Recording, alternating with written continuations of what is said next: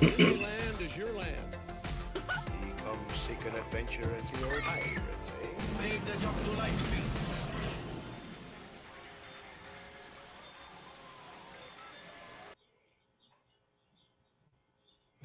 Oh, goodness. Well, hey, everyone, and welcome to the Disneyland Beat and Friends live stream where we tap our toes to a Disneyland beat. Hey, Gabriel. Hey, Jeff. Hey, Michael. Hey, everyone. Where we tap our toes to a Disneyland beat. It's been such a great few days. I'm TC. I'm with the Disneyland Beat. I make videos with my wife, Amy. And I would like to introduce voice actor and director of the Pacific Northwest Mouse Meet, Don Morin. Hello? And I would also like to introduce YouTuber Damien Houston from the Damien Does Disney YouTube channel. Hey guys, how you guys doing tonight? Thanks so much, everyone, for being here. We really appreciate you checking in. Please be sure to like this video and subscribe if you're new, and share this out to everyone. It really helps a whole lot. I'm doing pretty good tonight. Gabriel. That's good to hear. Yeah. How about you, Don? Damien, you all doing good too? I am awesome.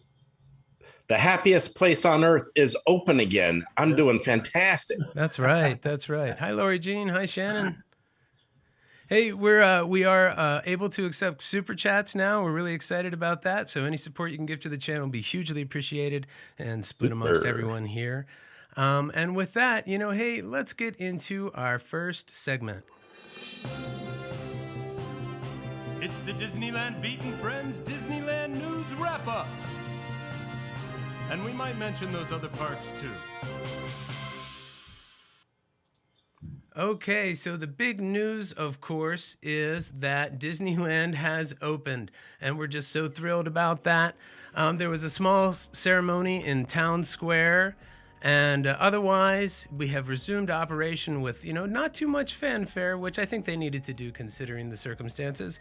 The wait times are really, really low. We just put out a little video about that today, and Damien's going to talk about that here in a second. And some attractions are closed, or they close a little bit early than others.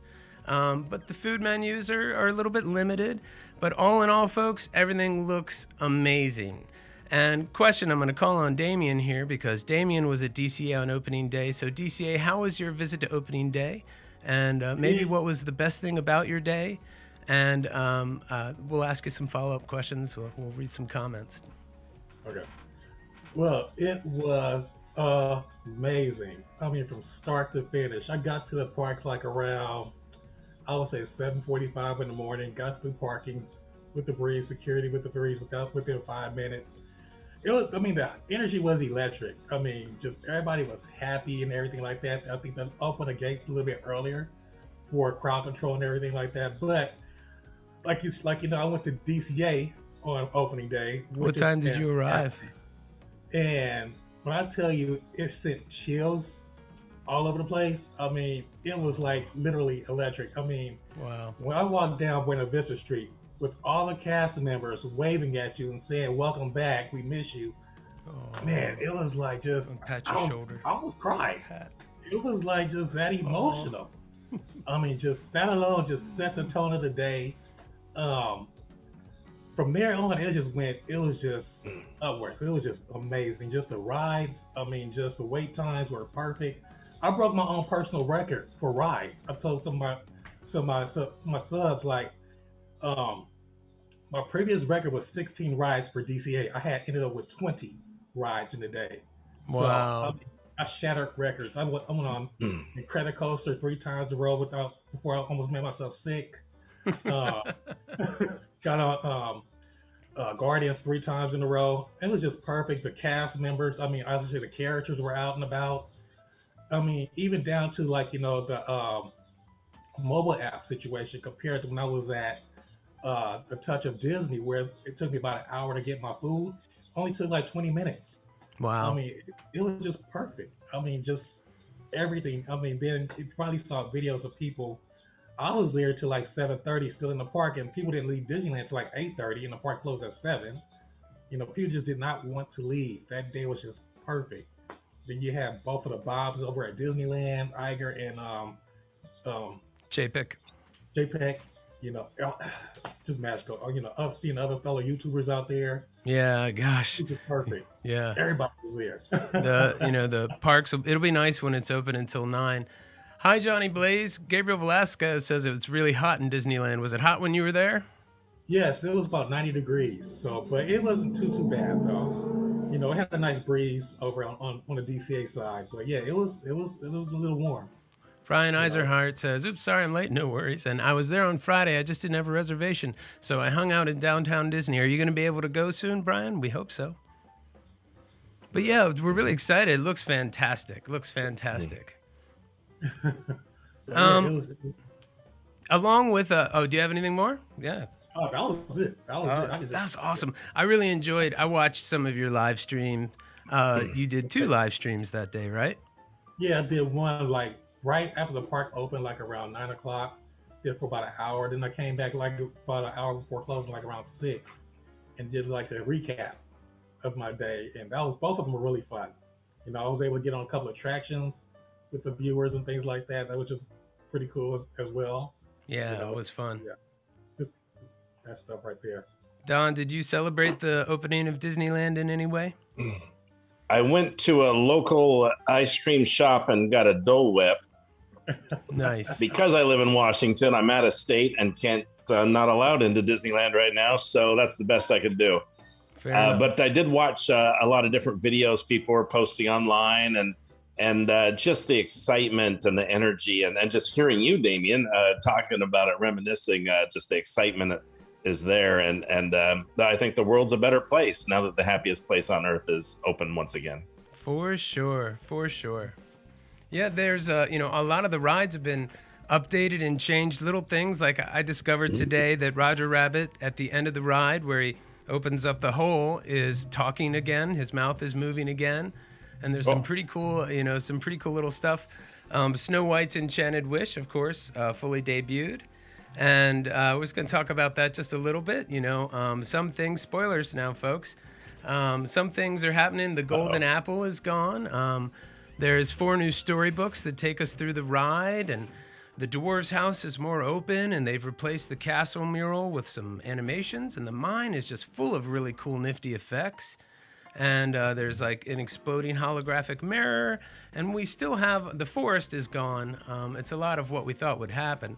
But in its place, we do still have a lot of story that happens. So they've done a lot more to the actual story, and Snow White has a happy ending. At least she gets woken up from her sleep, and you know, off we go into the golden sunset. So have you guys had a chance to check out the video at all? It's okay if you haven't. Don? I have not. Obviously, I wasn't at the parks, so I didn't experience it. But I just saw a small snippet online, but I haven't seen the whole thing. I kind of want to see it live in person. I love your description. That's not a spoiler for me, because seeing it's a whole nother thing. But yeah, I want to get down there. I want to experience it for myself and see how it feels. What about you, Damien? I haven't seen an entire video, but I am trying to wait until I go this Friday, back to Disneyland this Friday, just to experience it right there in person, just to get taking the whole experience right there. What do you guys think out there, Mouseketeers? What do you guys think? Put in the comments. What do you guys think about the new Snow White's Enchanted Wish? I have to say, it does, like, a lot of the quirkiness of the forest is gone, but it does tell a more complete story. They set things up, they lay it out, you know, so there's a lot more of a complete story, and it's not it's not quite as dramatic, I think, a change as, you know, maybe it even could have been, something like that. But let me know if you guys have any opinions on that. Let's see. Brian says that Breast Friend will have her Silver Pass open soon, so I'll be going with her a few times this summer. All right. Gabriel asks, is all the guests wearing a mask and social distancing at Disneyland and Disney California Adventure? Yes, there's still mask wearing and social distancing. I don't expect that to go anywhere anytime real soon. I think that's probably with us through at least some of the summer, at least. Laura Jean says the Matterhorn bobsleds to be open once again soon. Awesome. Yeah, it's supposedly under refurbishment right now, right? Yeah, the Matterhorns is a great ride. So maybe they're smoothing out a few of those bumps, a couple of those turns. So next time going on, it won't hurt the back too bad, and it'll just be a sweet, sweet ride. You know, I do appreciate that, you know, Disney could have taken one of 2 roads, and one of them would have been, there's a pandemic here. We're shutting down for well over a year. Let's not do anything. But they took the road of, hey, let's take the time and the people that we can get in and work on things. Let's improve some things. Let's fix Roger Rabbit. Let's, change up Snow White. Let's continue to build on different attractions. And I really, really appreciate that they did that. And I'm sure they did it in a COVID safe way. But it's a nice surprise for the park to be open again and some new surprises to go check out. So I really appreciate that they had the foresight to do that. Yeah, absolutely. It seems like they've done a little bit of work pretty much in every land, and they're working on Space Rangers right now. But I guess Tomorrowland's the only land that hasn't had any real serious we're plussing this up, we're making this pretty, this is staying for a long time. Yeah, so, yeah, everything's looking great. Let's see, you got a couple comments here. Shannon says it looks amazing, probably in response to Snow White, and it really is pretty and really looks very, very nice. So it really is a gorgeous makeover. TC, you should consider joining the live place. Lots of live streamers and a huge community. Hey, I'll take a look. Mike Barron, hey, how's it going? The bumps are part of the charm. Definitely referring to the Matterhorn there. Yeah, they kind of are. I love the Matterhorn there. I guess I guess part of the charm too is eventually you get to a point, if you've got a bad back where you're like, that ride's not for me, but but I still love it. I go on and I love that ride. There's no doubt about it. Love the Matterhorn. Absolutely adore it. And I love the additions they made to the Matterhorn as well with the Yeti. Yeah, absolutely. Certainly. Yeah, I was managed to find a snippet of the old interior of the Matterhorn, where there was just pretty much just beams and whatnot. It was almost like, Space Mountain with the lights on. Mm-hmm. In a lot of ways at first. Okay. Our third piece of news we're going to talk about is we do have confirmation that annual passes are going to be coming back before the year out. But I personally suspect that they're not going to bring it back until we get past these pandemic conditions and they're having to do reduced capacity and stuff like that. And Gabriel, yeah, pretty much across the board in Disney, I'm going to answer this comment here real quick. Do you have to wear a mask and social distance at Disney World in Florida? Yeah, you do. And Mike Marin says the French fry rocks are gone. Yeah, we have a new entrance with a throwback to the 1967 new Tomorrowland. So I guess that is new. There you go. But I was going to talk about annual passes here. I think we're going to get them back before the year. I just don't think it's going to be. I think it's going to be a little while. Maybe the fall, September, October. What do you guys think, Damien? I would say they were really vague when they made the announcement. They said by the end of 2021. It could be as early as probably like you said, probably fall or as late as New Year's Eve, the 31st. But I personally think they'll probably start bringing it back. Possibly, you might hear something around Halloween, so that might be a good time. People are going back to school and probably have a good idea how the park's doing, with the revenue and everything like that, because I could tell you, they made a mistake when they took away the passes in the first place because they have over 1 million pass holders at Disneyland alone, and that's their bread and butter right there. So, and personally, I'm a pass holder, and I'm not going to be forking out $300 or $400 every month to go to Disneyland, so. Yeah. But yeah, I'm sure they're bringing it back in around the fall. Yeah, no, that absolutely. They're going to get a lot less local traffic for sure. Mm-hmm. Don, have you heard anything about passes in your circles? I think they'll make some announcements on what it's going to be before the end of the year, but they won't start it until after the first of the year. They're going to do some hard ticket Christmas parties and things like that, maybe try and take advantage of some revenue. And then after the first of the year, introduce the new annual passes and make them available for sale. Just my guess. I don't know, but I think the annual pass structure will be completely different. I think it's going to be pretty spendy as well. There's not going to be the cheap locals discounts that we've seen in the past to make that million AP membership. This was an opportunity for them. They've been struggling with that for a number of years now. So many annual pass holders, and this was their opportunity to make that change. And I think they're definitely going to do it for better or worse. for Disney fans and for past AP holders, but for them and being able to manage the attendance in the park, and they're utilizing reservation systems more and more. And I think that in Galaxy's Edge, with the main attraction there, that's just one way of what they're going to go to in the future. I think reservation systems for different attractions. Fast Pass may be gone unless pandemic stuff has completely disappeared and things get back to the way they were. But who knows right now, you know? So I think they're planning for any option. Yeah.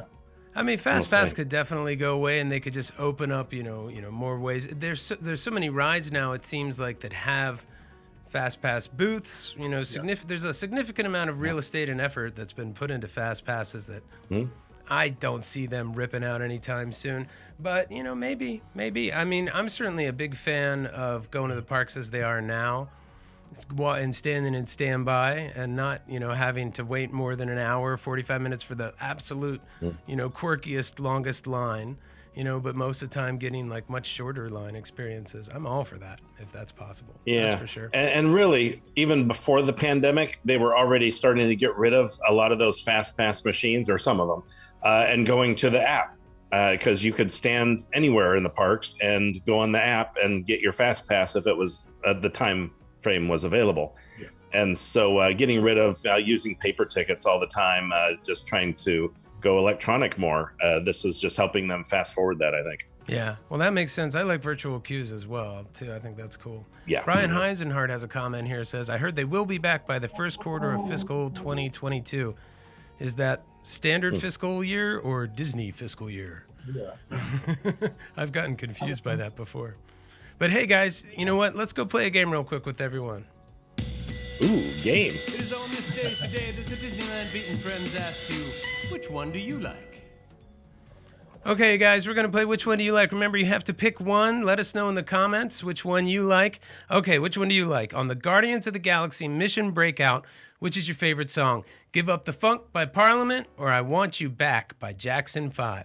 Give Up the Funk by Parliament or I Want You Back by Jackson 5? Which one? Let us know in the comments.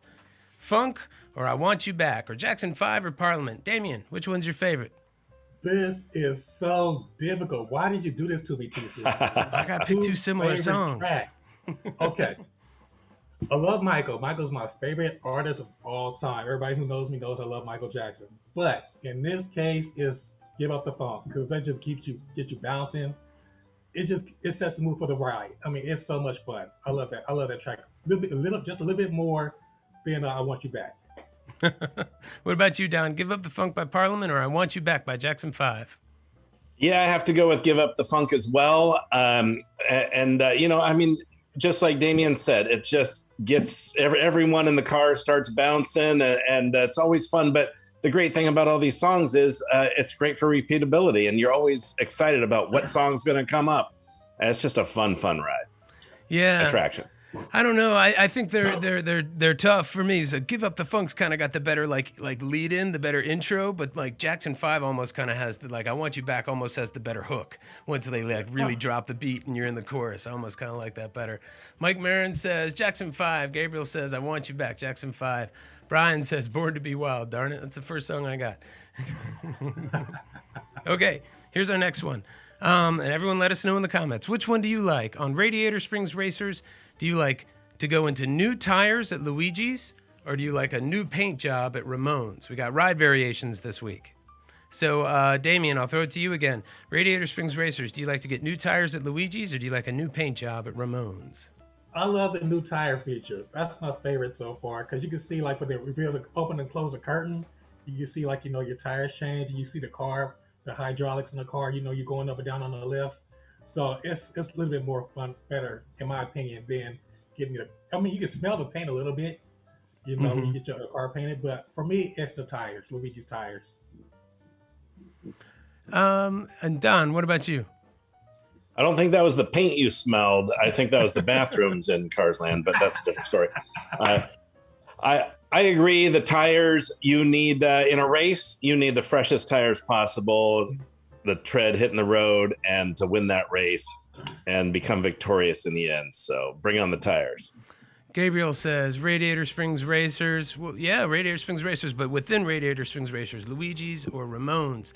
Mike Marin says the tires at Luigi's. Yeah, I'm gonna go with tires too. If Ramon was a real animatronic car behind a window back there talking to me, then Ramon would win, hands down. But he's just a screen. I'm going to respond to a comment here. Hey, Big Z, stick around for a little while. We're going to have a section here called questions here in just a minute, and we can answer your question there. So just stick around for a little bit. We'll get to your question, okay? If I don't address it when we get to questions, ask it again, please. Brian says, Luigi's all the way, but I love it when Hudson's vocal track is reversed. I've never heard that. Have you ever gotten to Hudson Hornet guys and heard his vocal track reversed, Damien or Don? No. No, I haven't heard that. That hasn't happened to me. I believe you, though, for sure. That's funny.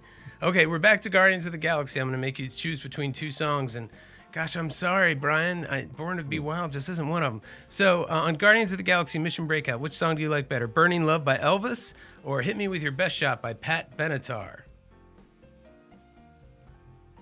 Burning Love by Elvis or Hit Me With Your Best Shot by Pat Benatar? Stick that in the comments, guys. Don, I'll throw it to you. Got to go with Elvis.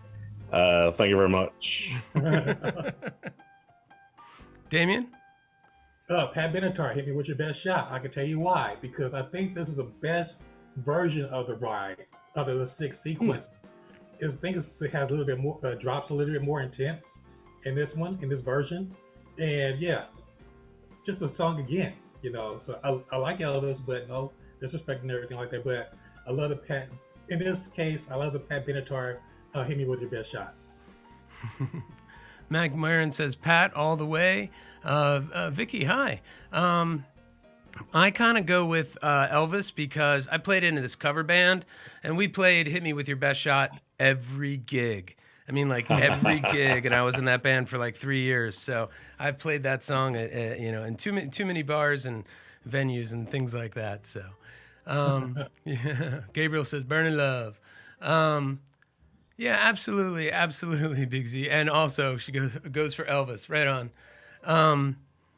So we're almost there too. We got a couple more. Which one do you like? This will be a quick one. On the Matterhorn bobsleds, do you have a preference? Fantasyland, right side, or Tomorrowland, left side?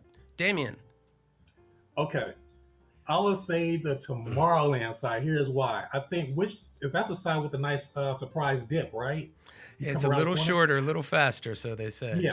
Yes. And I believe like you take the turns are a little bit more intense on that side as well. But Fantasyland side I think is a little bit slower in my opinion. Not as intense. Mm-hmm. So I'll take the Tomorrowland side all day. Don? It's so funny. You mentioned the dip, Damien, and that's what I look forward to on that side. It is a little sharper turns. It's on the inside track in the corners sometimes. Mm-hmm. But that dip that just takes you up off your seat. Although the Fantasyland side, when that one part where you go upside down in the loop, is that just me? That's only me. Okay, we'll stay with the Tomorrowland side. How about that? Yeah, absolutely.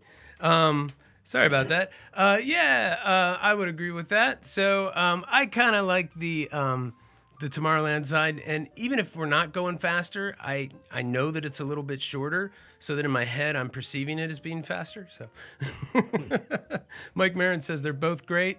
Brian Eisenhart, doesn't matter. It's still an old arrow that really needs to be retracked. Jeff, I like it's an original. I like the line on the Fantasyland side, but the ride on the Tomorrowland side. Yeah, okay, I can see that. And the Fantasyland side, slow and steady. I was a little bummed out there for a while when just the Fantasyland side was open for so long, because I do like to shake it up whenever possible, that's for sure. Okay, here's our last one. Which one do you like? Roger Rabbit's cartoon spin, spinning or no spin and hold it steady? Damien, are you a spinner or do you hold it steady? I gotta spin, man. I gotta spin. It's just that much more intense. I did it both ways before. Like, I did it steady. It was okay. But once you get the car spinning, it's almost like the teacups. Mm-hmm. It's so much, a little bit more intense, So I'll take spinning all day. Don, what about you? I've found that it's really difficult to be eating my churro if I'm trying to spin the car. So I say no spin. I enjoy my snacks while I'm on the ride and enjoy the scenery. And actually, in seriousness, I've done both. I'm sure everyone's tried a lot of them. But spinning, you're working so hard and you're spinning around. That's fun.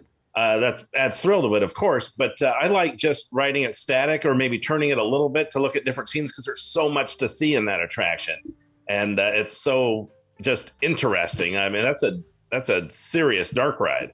So either way is great. Yeah. Jeff says spinning. Mike Marin says spinning, like the teacups. Big Z says you got to have some wild spinning. Gabriel Velasquez, no spinning. Big Z laughing.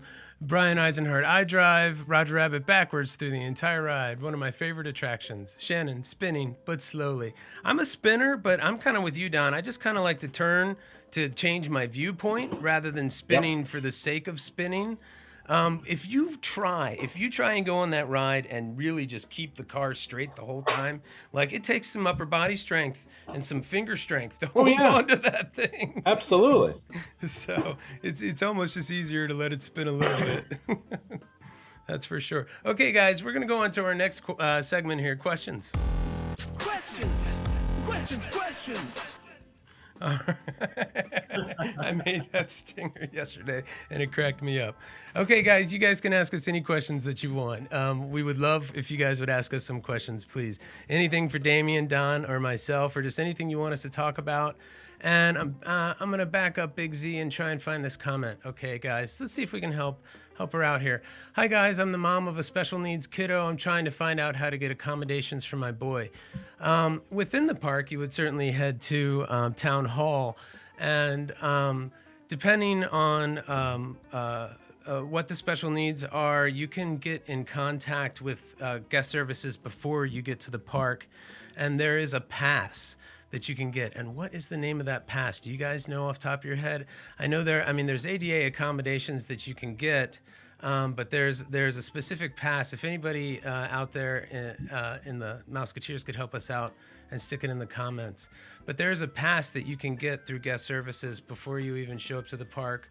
Or I know you can at least get there and then get to City Hall and pick up the pass, and then that'll give you special accommodations on the ride depending on what you need.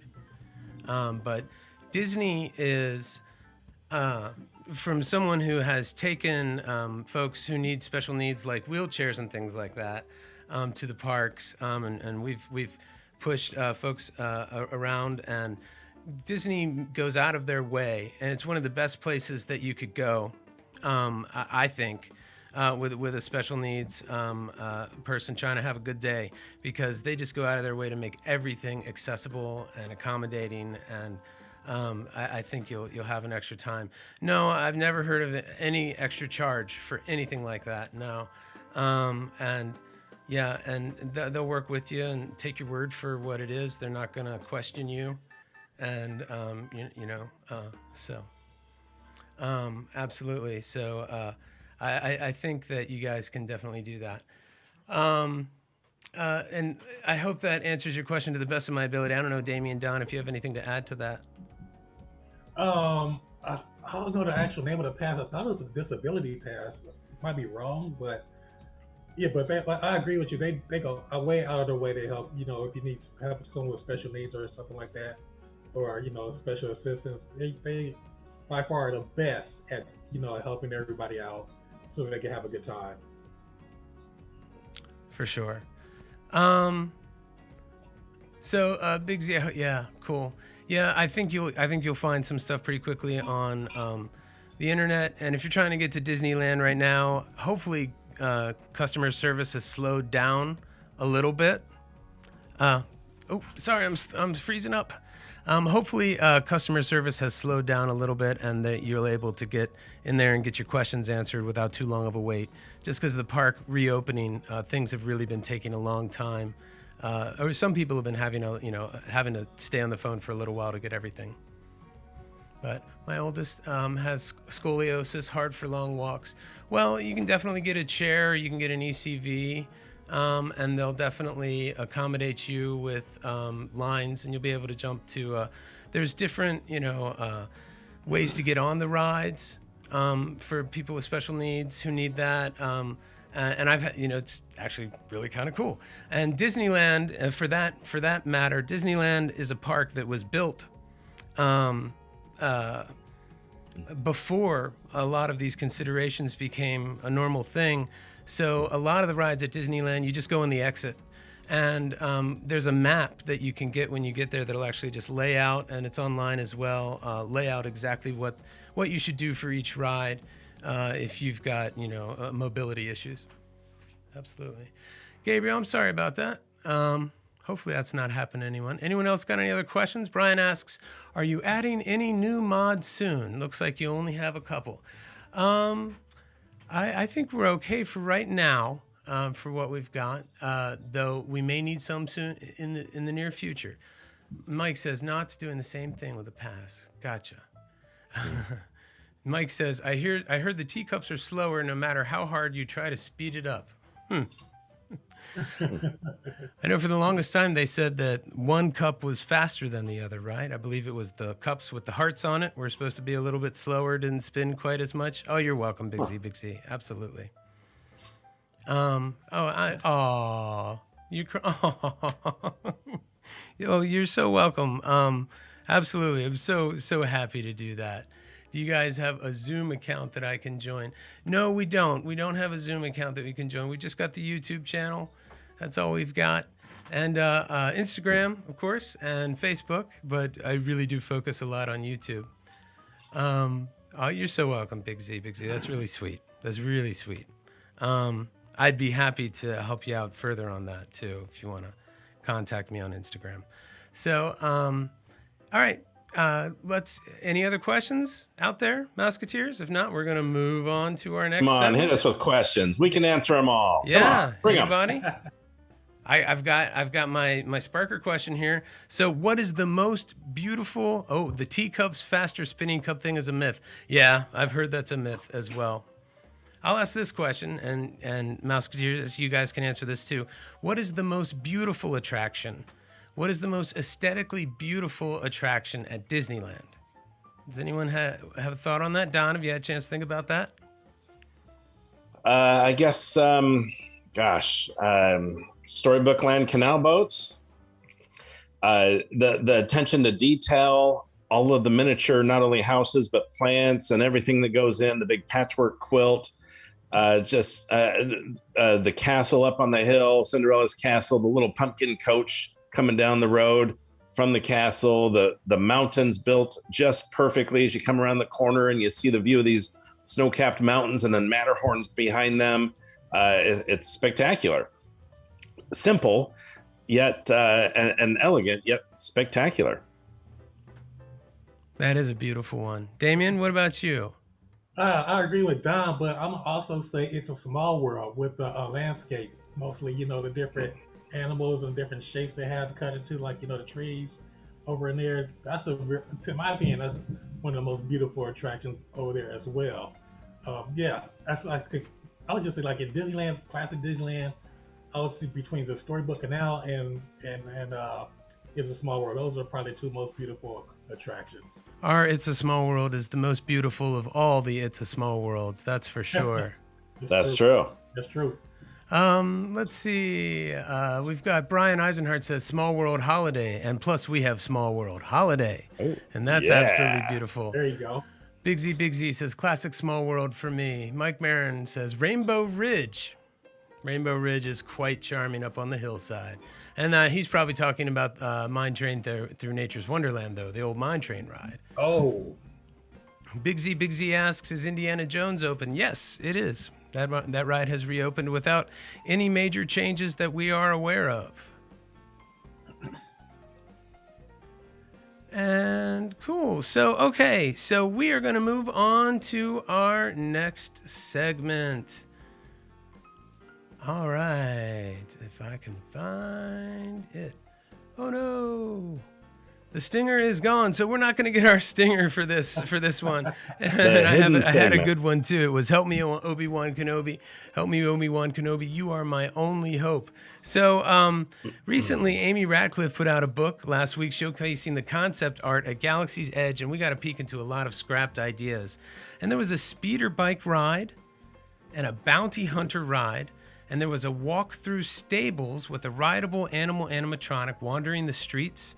And then Savi's workshop was supposed to have this really cool cave that had all of the Kyber Saber crystals all along the wall. Ooh.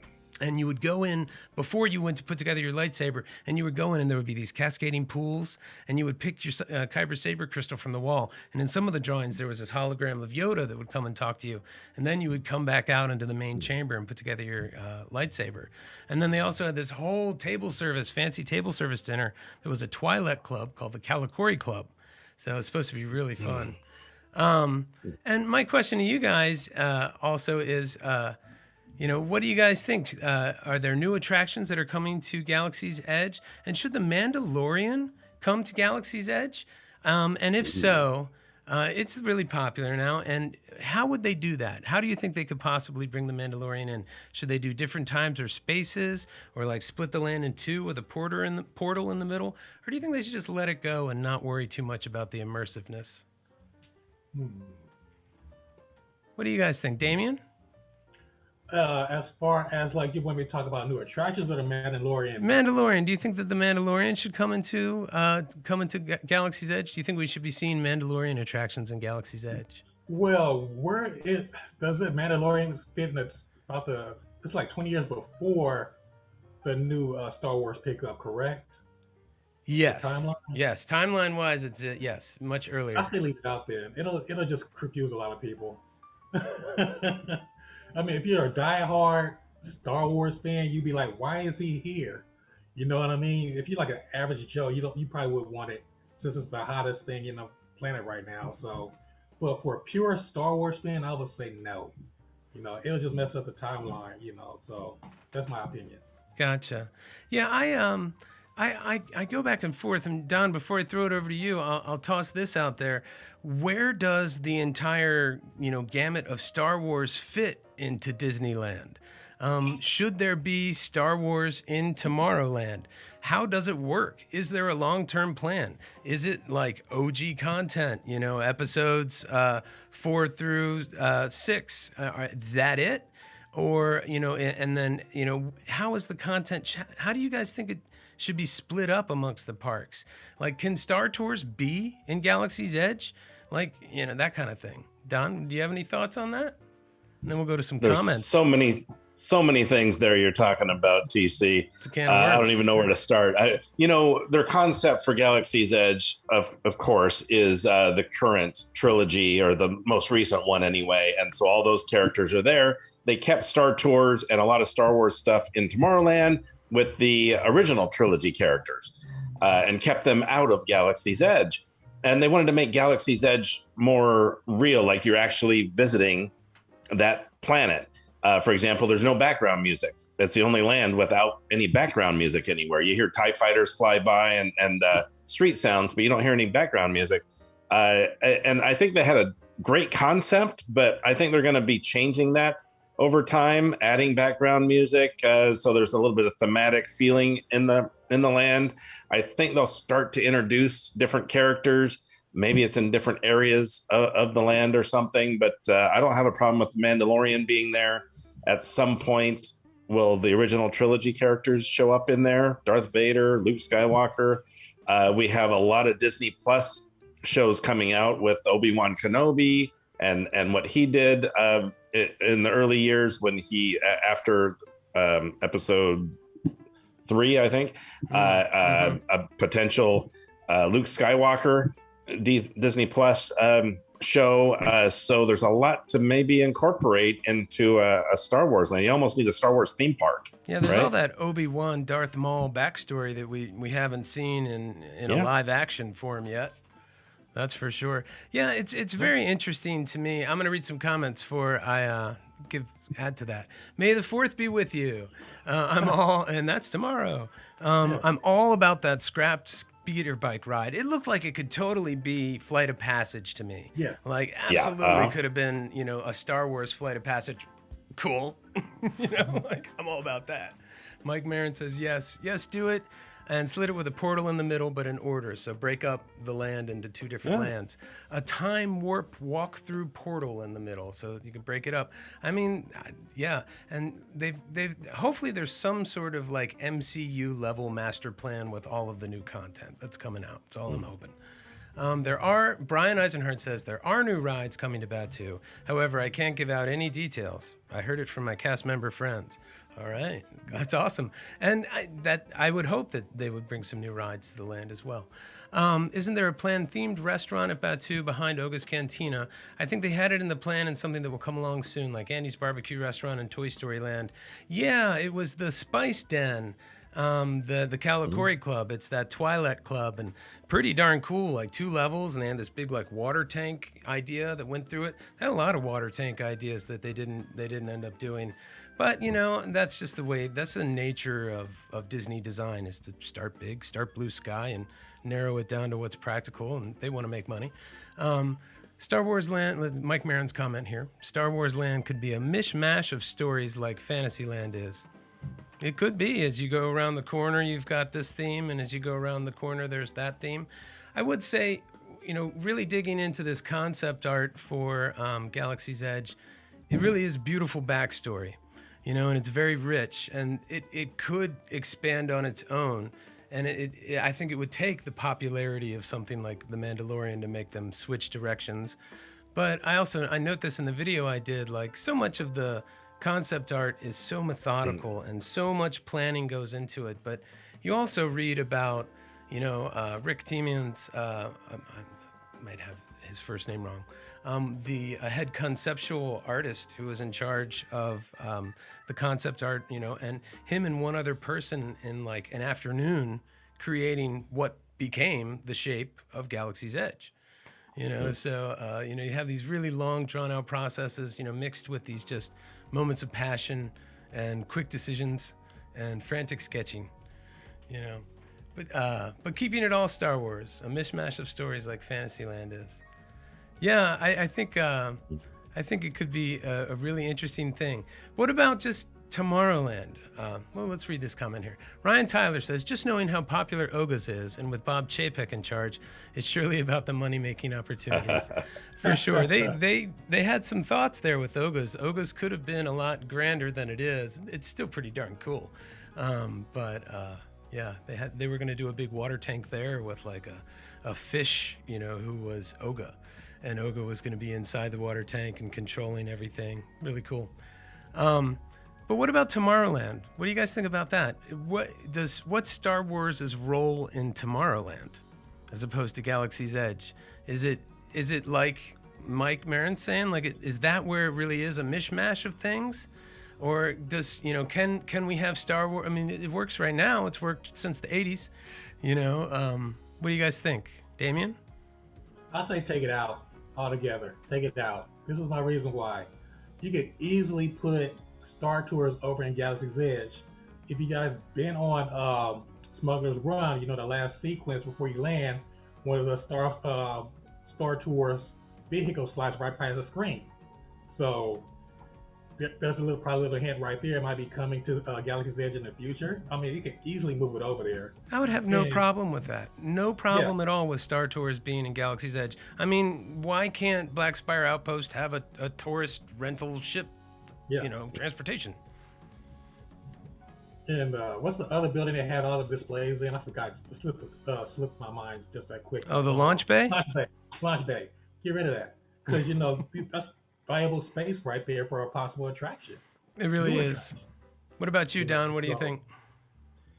You know, Tomorrowland's always been a struggle. And you have Buzz Lightyear Astro Blasters. You got Star Tours. Space Mountain, you got Autopia. Gosh, I wish they could do something that was cohesive and a really neat Tomorrowland, whether it's kind of a retro thing like the Jules Verne style or whatever they could do. I mean, the Imagineers are brilliant. They would come up, I'm sure they've come up with numerous concepts, but yeah, I agree. Move Star Tours over into Galaxy's Edge. I heard there's space for it up against Toontown. And they're simulators, right? So you can probably move those pretty easily. There's not a lot of attraction there other than some simulators.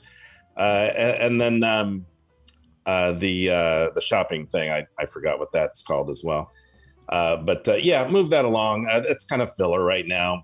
It's cool to go in there, meet characters, original trilogy characters, and do some shopping. But other than that, I mean, that's, like you said, Damien, valuable space for a really cool attraction back there. Maybe it's Tron, maybe it's something else. Oh, I'm sorry, Don. That has the exact same footprint as Space Mountain, right? It's big. Yeah. It's very big. Yeah, it's a good footprint. I'm not sure how similar it is to Space Mountain, bigger or smaller. I don't know, but that'd be good to look at a satellite view. Yeah. See, we got some comments here. Ryan says, Doug Chang makes beautiful concept art. I believe he was one of the artists in there, I believe. If it's so, it's all so absolutely gorgeous. Just stunning. I lost myself in it. Mike Marin says, bring back the People Mover with the Astrojets on top. Nix the old carousel building. Yes, that was so cool. And I like that at Walt Disney World. You know. Yes. TC, was it in this book, was there concept art for a People Mover style attraction in Galaxy's Edge? There was not a People Mover style attraction. There was a large, like, bantha, almost kind of rideable animal animatronic named Ely wandering the streets that could take a group of people, and they were going to have her wander around the Resistance Forest, but I didn't see a People Mover. A People Mover, like for me at Tomorrowland, sort of that 1967 mid-century modern kind of look, that space age look, I think that would be really cool. Just go all the way with it. And I honestly thought that that was kind of the purpose of Galaxy's Edge, was to get the Star Wars stuff out of Tomorrowland. I honestly thought that was one of the things. Read a couple more comments here. It has to be a mash. It's all connected, all one. Ah, yeah, I see. Saying you can't just take out the old Carousel Theater, that it's all connected in there to the old rocket to mission. Rocket to the Moon and Mars. Old building with Pizza Planet. Joe Rohde removed the entire launch bay building model in the Imagineering episode 5 or 6 on the Disney Plus series. Mike Marin, Tomorrowland could be done in mid-century. Mike Marin also says, put in a dark ride, mouse maze type roller coaster. Maybe. Personally, I think the Tomorrowland change will come with Disneyland Forward. If that happens and they actually are able to expand, you know, next door, you know, actually expand the parks into those areas, I think they'll find a way to create a second Tomorrowland, you know, and split it up and have them be themed more thematically that way. Or what new IP will they put there? I mean, you know, they've done Cars Land. They're working on the Marvel Land over in DCA. I mean, maybe they're going to theme it to something in Tomorrowland. Maybe. I think it might be Tron. It might be not the same version of Tron that they're getting in Florida and that's over in Shanghai. It's going to probably be a different version of a Tron attraction. But I think Tron would probably be perfect for Tomorrowland. Yep. It's looking pretty epic down in Walt Disney World. That's for sure. And Ryan Tyler says, I think Tron would be awesome, but extremely hard to do. Yeah, right now I agree. It's pretty big. Yeah. Be a tough fit. Yeah. And you have Space Mountain right there. Yeah, you could fit Space Mountain inside of it. And our Space Mountain is awesome. It's too big and hard to disguise, sightlines, etc. That's true. I'm a lighting designer, though. Boy, I love that LED canopy, though. I know everyone's not into quite that thing all the time, but boy, I sure love it. Mike Marin says, Damien, your videos from Disney World are great. Oh, thank you. Yeah, absolutely. I totally agree. Well, I believe we're going to wrap up here. Does anyone have any more questions about Star Wars out there? Any more thoughts about that? Okay. Well, Mouseketeers, before we wrap up, I wanted to call on Don, actually, to talk a little bit about an event for Ryman Arts that he hosted this past week with Imagineers Tom Morris and Frank Stanek, discussing the work and life of Herb Ryman. And I also wanted to ask him to just spend a minute or two to just tell us what Ryman Arts is.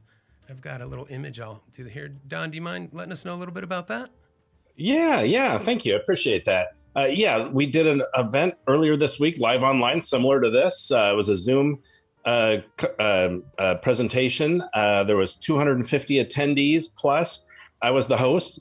And like you mentioned, we had Disney folks, Frank Stanek, who was at Disney for 25 years. He helped everything from the 64-65 World's Fair to getting Disney World up and running and Epcot to Tokyo Disneyland, getting that up and going. He worked on the operations side, the finance land side. And then Tom Morris, who was 40 years at Walt Disney Imagineering and did many things across even Cars Land and even helped design the castle in Disneyland Paris and much, much more. But anyways, their presentation was about Herb Ryman. And I'm a board member on Ryman Arts. It's a charity in Southern California. I'm a board member of that charity, and it's named after Herb Ryman, Ryman Arts. And he was a Disney legend. He drew the original park plans for Walt as they sat there on a weekend, and Walt said, I need you to draw this so I can go sell it to the bank. Enormous. And he did much, much more.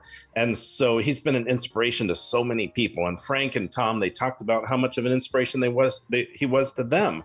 And talked a lot about his life and his work. And Frank had a large collection of his paintings, original paintings, which is really cool to see. So, and we will be doing another event live online, June 28th. You can learn more about Ryman Arts at rymanarts.org. That's rymanarts.org. If you're in high school and you're watching and you live in the Southern California area, you can apply to, and if you're artistic, you like to draw, you like to paint, and you want to learn more, you can get a free scholarship with our program. You can apply to that. And so rymanarts.org, check it out, learn about it. We'd love your support. We've helped over 6,000 kids directly and 21,000 plus in outreach over the last 30 years. And we want to continue doing that more. We've had to adjust a little bit with the COVID and doing it online, but it's been fantastic. So I hope you'll check it out. Thanks, TC. I appreciate it. Yeah, absolutely, Don. Thanks for being here. And I can tell you, everyone, that was a really fascinating webinar to watch. And they were sharing their screens with just some absolutely gorgeous art, which, of course, is the whole point. So absolutely fascinating. Yeah. Thank you so much. And Damien, I know you've got a lot of content going on. You were at opening day at DCA. And when are you headed back into the parks? What's going on with you? I'll be back at Disneyland this Friday. Yeah. Since the park open, so that should be really fun. I actually dropped a video on my channel of my recap of my day at DCA, so that's pretty fun. You guys can check that out.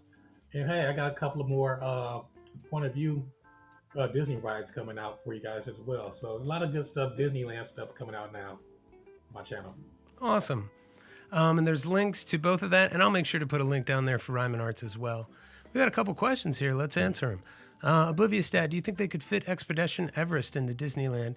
Maybe. I'm not sure it makes sense with the Matterhorn right there. Maybe if it, to me anyways, maybe if it was an expansion over by the hotels or something like that, to me. Anyone watching the first episode of The Bad Batch tomorrow? You better believe it. Ooh, yeah. You better believe it. That Expedition Everest, that is a very large footprint. Yes. You kind of meander through wherever before you even go into the mountain, right? I mean, that's a very large footprint. You might have to put it over in the old or the current Toy Story parking lot. Yeah. There's a giant hidden Mickey as well. If they could just fix the Yeti and the one that they've got, too. Yeah, that's a tough one. Yeah, right. Joe Rohde. I love him to death. Absolutely. But he left before the Yeti got fixed. Oh, well. Mike Morin, he asks you, Don, is that the Small World clock face on your door behind you? That is, yeah. Good eye. Yeah, absolutely. We actually, you've mentioned this before, TC, but I run a fan event up here in the Pacific Northwest called Pacific Northwest Mouse Meets. And every year we do photo ops and we build these huge displays. And there's a different theme every year. That we built Cars Land themes things. And one year we did Small World. And we built a lot of the facade that you see in Disneyland, the outside facade. We built some of that, and that's the face that's left over from that display. One of my team members, she drew that and painted it and put it together, and she did a beautiful, beautiful job, and I just cherish it. It's amazing. I love it. Oh, I saw one year you guys did the Alice in Wonderland tea party, and I mean, with Yeah, the leaves and yeah, that everything, was so fun. Lots it of looked color. like Mary Blair did it. I mean, it was really well done, really beautiful. That was one of the most popular. Yeah, we've done Haunted Mansion, a lot of different things where we take a lot of pride in spending all year building those big displays. So it's pretty fun. Yeah. Well, let's see. We've got Big Z says, thanks for the info, Don. Congratulations. Jeff wants to know, Damien, are you doing your Wednesday live stream or just Friday? I'm doing them both. Wednesdays, I'm doing mine on Wednesday at my normal time at 6:30. We could talk about anything Disney questions you guys might have about me going to opening day, and of course when I go on Friday, I might do another 2 live streams like I did last week at DC. Probably one when I get there, and probably one like close to closing. So those are always fun. All right. Well, I think we're going to wrap it up, everybody. Thank you so much, Mouseketeers. Thank you so much for joining us. We had a fantastic time. Please like and subscribe. Please like the video on your way out. Subscribe to the Disneyland Beat. We really appreciate you guys for being here, and thank you so much. We'll see you real soon, Mouseketeers.